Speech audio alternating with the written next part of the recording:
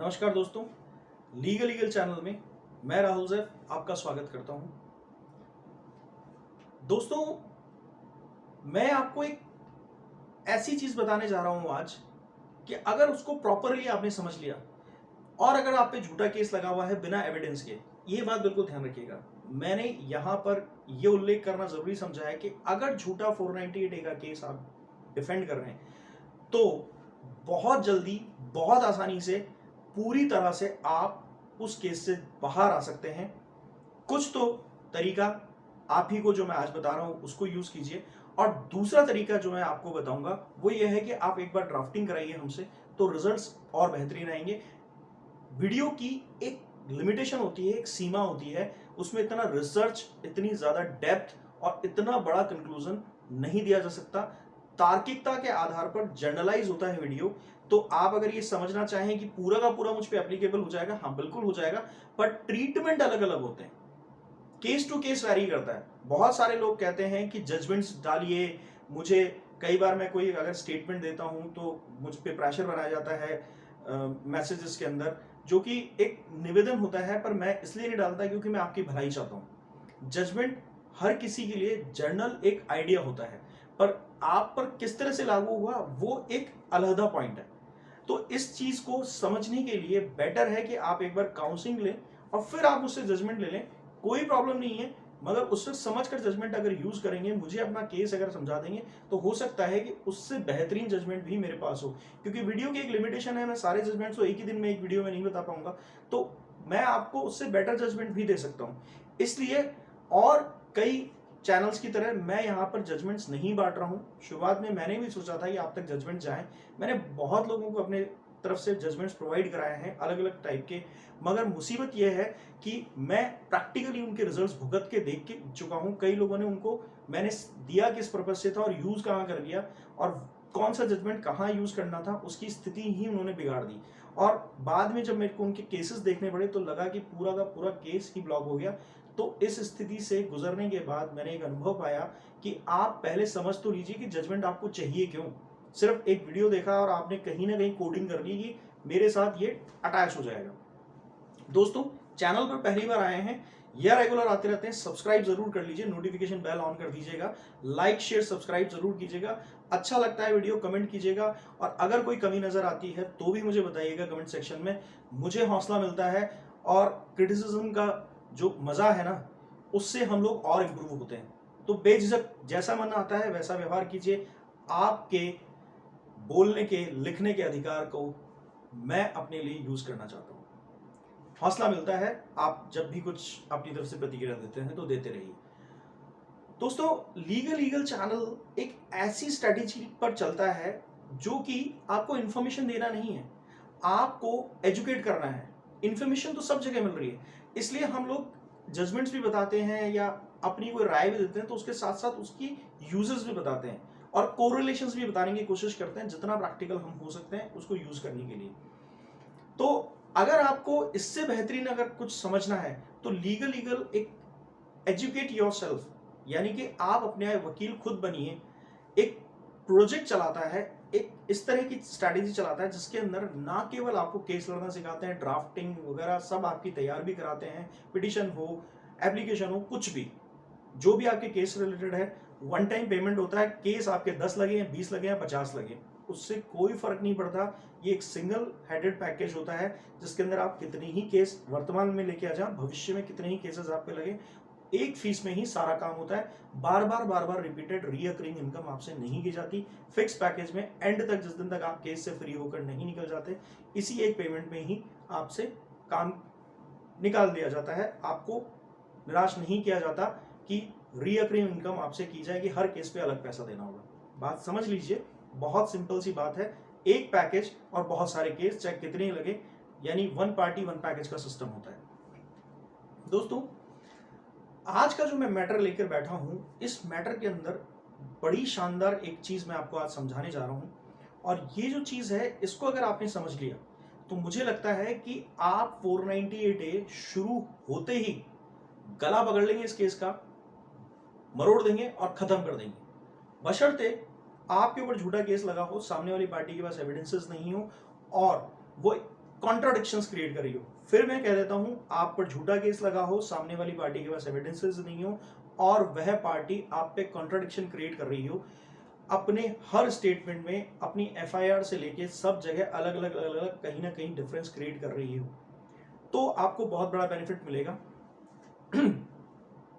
4 शब्द हैं, दहेज, स्त्रीधन, दान और नगद। इसके साथ गिफ्ट भी जोड़ लीजिए। दान के बाद नगद और गिफ्ट एक ही चीज है, ठीक है। अगर आप इस पर आते हैं तो इन 5 चीजों में ही आपकी सामने वाली पार्टी को आप फंसा सकते हैं। लगा लीजिए वो आप पे कुछ भी खुलकर लगा रहे हैं तो दहेज लिखा है, मैं सबसे पहले उसी पे आता हूं। दहेज लिखा है तो सिर्फ इन 5 शब्दों के बारे में, जिसके बारे में मैंने कहा, इन 5 शब्दों में से किसी में भी अगर एक्सेप्टेंस आपका नहीं है, आपने कहीं एक्सेप्टेंस नहीं दिया है, और 406 का वीडियो मेरा पहले जाकर देख लीजिएगा, वहां पे मैंने पहले ही बता दिया है कि किसी भी तरह की चीज आपको तब तक नहीं देनी है, किसी भी तरह की कोई भी पर्ची जो थाने में ले ले कि लड़की वाले आते हैं और दबाव बना के थानेदार आपसे साइन कराने की कोशिश करता है, तो उसकी क्या प्रक्रिया है, उसको साइन कैसे करना है, पहली बात तो मैं कहता हूं करिए ही मत, मेरी प्रेफरेंस तो ये है। और अगर आप करते भी हैं तो उसको किस तरह से साइन करना है कि जो सामान आपके पास है ही नहीं तो उसकी सुपुर्दगी के बगैर आप उसके ऊपर साइन कैसे करें, वो वीडियो जाके जरूर देखिएगा। मुद्दे पे आ जाते हैं वापस। दहेज है तो दहेज में एक्सेप्टेंस ऑफ क्राइम इन 5 शब्दों में से किसी में भी अगर आप नहीं दे रहे हैं, यानी आप ये नहीं मान रहे मैंने दहेज लिया, मैंने नगद लिया, मैंने स्त्री धन छिपा लिया या ले लिया, तो इस सारी स्थिति में जब आप एक्सेप्टेंस नहीं दे रहे हैं तो उस स्थिति में आपको क्रिमिनल बनाना सामने वाली पार्टी के लिए नामुमकिन है, एकदम नामुमकिन है। आपने कह दिया मैंने दहेज नहीं लिया, मांगा नहीं था, कभी जरूरत मैंने महसूस नहीं करी, मैंने इस बात के लिए कभी कोई एक्सटॉर्शन नहीं किया, कोई टॉर्चर नहीं किया, मैंने प्रताड़ित नहीं किया, शारीरिक रूप से मानसिक रूप से कभी इसको कुछ नहीं किया, और अगर किया है तो मेरी पार्टी सामने वाली इस चीज को जज साहब आपके सामने साबित कर दे। As simple as that. अब पार्टी की बारी है कि वो ऐसा करे, पर क्योंकि मैंने 3 कंडीशन रखी, झूठा केस, एविडेंसेस सामने वाली पार्टी के पास नहीं है और कॉन्ट्राडिक्शन क्रिएट कर रहे हैं, आपके केस जीतने का सीधा सीधा रास्ता निकलता है। अब यहां पर जो आप लोग जजमेंट वाली बात करते हैं, जो आप लोग कहते हैं कि मेरे केस में एक चीज लागू हो सकती है, यहां ट्रीटमेंट चालू हो जाता है। यहां ट्रीटमेंट चालू हो जाता है कि आपके केस में से ये पेंच कैसा निकाला जाए, वो वीडियो की लिमिटेशन में आ जाता है, वहां थोड़ा समझाना मुश्किल हो जाता है। पर एक आश्वासन दे सकता हूं कि अगर आप पे 3 कंडीशन पूरी होती हैं, जो मैं बार बार रिपीट कर रहा हूं कि एविडेंस नहीं है पार्टी के पास, कॉन्ट्राडिक्शन कर रहे हैं और झूठा केस लगा है, तो आपको निकाल कर लाना बहुत आसान है। पहली बात एफआईआर के बेस पे, दूसरी बात अगर एफआईआर से भी आगे आ चुके हैं तो आपका मीडिएशन चल रहा है तो उस बेस पे निकाला जा सकता है। तीसरी बात, आप चार्जशीट की कंडीशन में खड़े हैं तो भी निकाल के लाया जा सकता है। केस में फंसे हुए हैं तो हियरिंग वाली जैसे ऑप्शन आता है तो फर्स्ट से सेकंड हियरिंग में ही आपको निकाला जा सकता है। ऐसा रामबाण उपाय बताने जा रहा हूं। फिर भी लिमिटेशन ट्रीटमेंट की है, वो हम पर्सनली बात करेंगे तो फिर वो ट्रीटमेंट आपको बेनिफिट देगा। अब समझिए बात को कि दहेज में एक्सेप्टेंस नहीं दिया तो दहेज देना भी अपराध है जितना कि लेना अपराध है। जाकर पढ़िए डॉरी प्रोविजन एक्ट की धारा 3 को, या फिर आप इसके अलावा अगर पढ़ते हैं 498A को तो उसमें भी ये चीज कही गई है। और 498A की पूरी डेफिनेशन अगर आप अप्लाई कर देते हैं अपने केस के ऊपर तो मैं आपको गारंटी कर रहा हूं आपको कोई ब्लॉक नहीं कर सकता। और फिर भी नहीं समझ में आए तो मुझसे कंसल्टेंसी लीजिए, मैं आपको बताता हूं किस तरह से किया जाता है सब कुछ। मुद्दे पे आते हैं, दहेज आपको मोटा मोटा समझ में आ गया। अब हम आते हैं स्त्री धन पर। स्त्री धन एक जटिल बात है जो कि है नहीं। स्त्री धन एक जटिल बात है जो कि है नहीं। जटिल ऐसे है, बना दिया गया है। आपके दिमाग पे जैसे ही केस लगता है सबसे पहले आपके वकील साहब एक मुकुट बनाते हैं, चौकोर सा फ्रेम बना देते हैं और आपकी खोपड़ी पे रख देते हैं कि जितना भी सामान तुम्हारे पास लड़की का रखा हुआ है और जो भी सामान तुम्हारे पास है वो सब तुम्हें देना पड़ेगा। हाँ, देना चाहिए, जायज है। पर अगर लड़की सारा सामान लेकर भाग गई है या आपको कभी कुछ दहेज में दिया ही नहीं था क्योंकि आपने मांगा ही नहीं था, तो उस सूरत में कोई सामान देना ही नहीं है। और वैसे भी स्त्री धन आजकल ज्यादातर स्त्री धन ही लिखा जाता है आपकी पिटिशंस के अंदर। जब 498A की पिटिशन लगती है या कोई सी भी, और कहा जाता है 406 में कि मेरा स्त्री धन मुझे दिलाया जाए, क्योंकि दहेज के केसेस में कई लड़कों ने लड़की के फादर को, लड़की वालों को जेल करा दिया, जुर्माना करवाया हुआ है। तो अब थोड़े से वकील संभल कर चलते हैं कि ये जुर्माना नहीं लगे, पर यहां भी एक पोल है, यहां से भी एक रास्ता निकल सकता है। स्त्री धन भी गलत लिखा जाता है, क्योंकि DP3 में जब आप जाके डेफिनेशन पढ़ेंगे तो स्त्री धन वह चीज है, स्त्री धन वह चीज है जो कि लड़की के घर वालों ने और लड़के के घर वालों ने और लड़के वालों ने मिलकर लड़की को जो भी सामान दिया है वह सब स्त्री धन की श्रेणी में आता है। परंतु कंडीशन यह है कि जिस दिन शादी हुई उस दिन एक लिस्ट बननी चाहिए थी उस सारे सामान की, और उसमें दोनों पति पत्नी की साइन होनी चाहिए, अन्यथा वो कोई भी स्त्री धन नहीं है जो उस लिस्ट में शामिल नहीं है, स्त्री धन नहीं है।